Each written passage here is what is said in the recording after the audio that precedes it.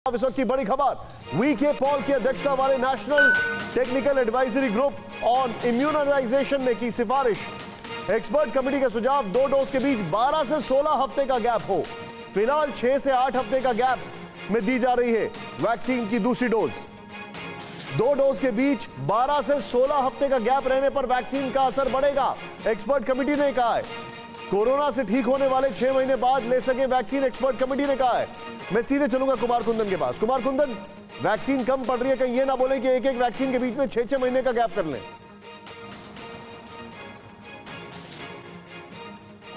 देखिए, कुछ लोग ऐसा कह रहे हैं, लेकिन जो एक्सपर्ट कमेटी ने अपनी राय दी वो यही बता रही है कि पहले हमने देखा 28 दिन करके, और 28 दिनों के बाद जो है वो 6 से 8 हफ्तों का देखा, और अब जो नए रिजल्ट आए हैं वो 12 से 15 हफ्तों का ज़्यादा बेहतर आया है।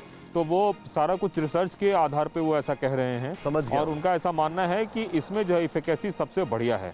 अब चूंकि सीरम इंस्टीट्यूट की तरफ से भी इस पर कोई खास आपत्ति जाहिर नहीं की गई है, तो इसलिए ऐसा माना जा रहा है कि जो कुछ भी एक्सपर्ट कमेटी की तरफ से कहा जा रहा है वो बिल्कुल सही है। और मुझे लगता है कि गवर्नमेंट ऑफ इंडिया आने वाले दिनों में इसे ऑथराइज करने जा रही है। अभी हेल्थ मिनिस्ट्री की प्रेस कॉन्फ्रेंस भी चल रही है, उसमें भी इस संबंध में और ज्यादा जानकारी दी जाएगी। बिल्कुल ठीक कह रहे हैं आप कुमार कुंदन, आप मेरे साथ बने रहिए। मैं डॉक्टर श्याम अग्रवाल के पास आने वाला हूं, लेकिन ये एक्सपर्ट ओपिनियन जो आ रहा है कि भारत की कंडीशन को देखकर आ रहा है या वैक्सीन की कंडीशन को देखकर आ रहा है, ये सोचने वाली बात है। यहां पर लैंडसेट की रिपोर्ट में दावा 2 डोज के बीच बढ़ेगा गैप, होगा फायदा, ये यहां कहा जा रहा है। 2 डोज के बीच बढ़ेगा गैप, होगा फायदा। नेक्स्ट, लैंडसेट की रिपोर्ट में दावा है, राहुल प्लीज उसको प्ले करें। लैंडसेट की रिपोर्ट में दावा है, फिर से उसको प्ले ऑन करें, कि 12 हफ्ते बाद दूसरी डोज देने पर ज्यादा असर होगा। पहले क्या था सब बताता जा रहा हूं मैं, आप देखिएगा। नेक्स्ट प्ले करें यहां पर। अब ये बड़ा रोचक हो गया। 2 डोज के बीच 6 हफ्ते से कम का गैप होने पर 55.1% असर। या तो पहले झूठ बोल रहे थे या बाद में झूठ बोल रहे हैं, डिसाइड कर लीजिए। ये बड़ा सवाल है, पहले झूठ बोल रहे थे या बाद में झूठ बोल रहे हैं, क्योंकि पहले बोला 71%, अब बोल रहे 55। नेक्स्ट चेंज करें यहां पर। 2 डोज के बीच 12 हफ्ते का गैप रहने पर 81.3% असर लीजिए। नेक्स्ट चेंज करें यहां पर। 2 डोज का गैप बढ़ाने पर वैक्सीन की सप्लाई बढ़ाने में मदद मिलेगी। अब आए लाइन पर, ये देखें, 2 डोज में गैप बढ़ाने पर वैक्सीन की सप्लाई बढ़ाने में मदद मिलेगी। अब समझे हम बात पूरी। नेक्स्ट चेंज करें यहां पर। वो ये है कि 2 डोज में गैप बढ़ाने पर ज्यादा लोगों को वैक्सीन की पहली डोज मिलेगी। ये बड़ा इंटरेस्टिंग है। मैं यहां पर सीधे चलूंगा, डॉक्टर श्याम अग्रवाल से पूछूंगा मैं। सर, आई एम सॉरी, मैं आपको एम्बैरेस नहीं करना चाहता हूं, लेकिन ये क्या करूं मैं?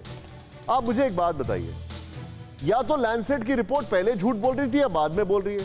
पहले 55%, अभी पहले बोला 71%, फिर उसके बाद बोला 6 हफ्ते के गैप के बाद 90%, फिर उसके बाद बोल रहे हैं कि अब 81% होगा अगर 12 हफ्ते का गैप दे दिया है। अगर वैक्सीन की कमी होगी तो 6 महीने का गैप बोल देंगे, बोलेंगे फिर 100% रिजल्ट है।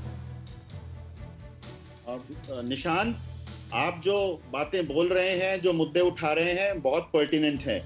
लेकिन अभी जो डॉक्टर धीरज पहले बोल रहे थे कि वैक्सीन को कैसे अवेलेबल कराया जाए, तो मैं एक बहुत बड़ी बात बोलता हूं भारत सरकार के लिए। आपने निशांत अभी बताया कि यूपी, महाराष्ट्र, दिल्ली, कर्नाटका, ये सब ग्लोबल टेंडर्स कर रहे हैं। ग्लोबल टेंडर्स में क्या लाना चाहते हैं? ग्लोबल टेंडर्स में आपके पास 4 वैक्सीन अवेलेबल हैं। स्पुतनिक है, फाइजर है, मॉडर्ना है और जॉनसन है। लेकिन हमारे पास केवल स्पुतनिक का ही डीसीजीआई, गवर्नमेंट ऑफ इंडिया ने अप्रूवल दिया है। 3 वैक्सीन जो कि हम चाहते हैं कि हमें मिलनी चाहिए इंडिया में, उनका डीसीजीआई ने अप्रूवल ही नहीं दिया है। तो ये ग्लोबल टेंडर क्या केवल स्पुतनिक के लिए है?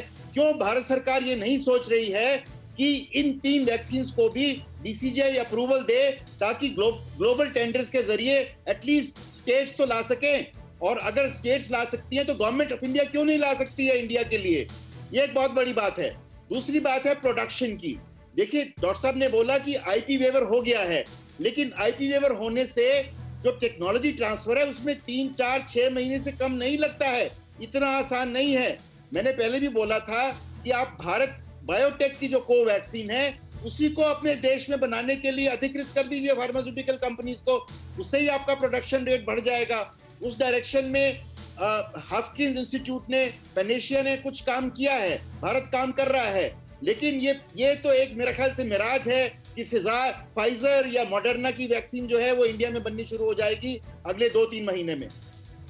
अड़ी सोमवार से शुक्रवार शाम 6 बजे सिर्फ TV9 भारतवर्ष पर।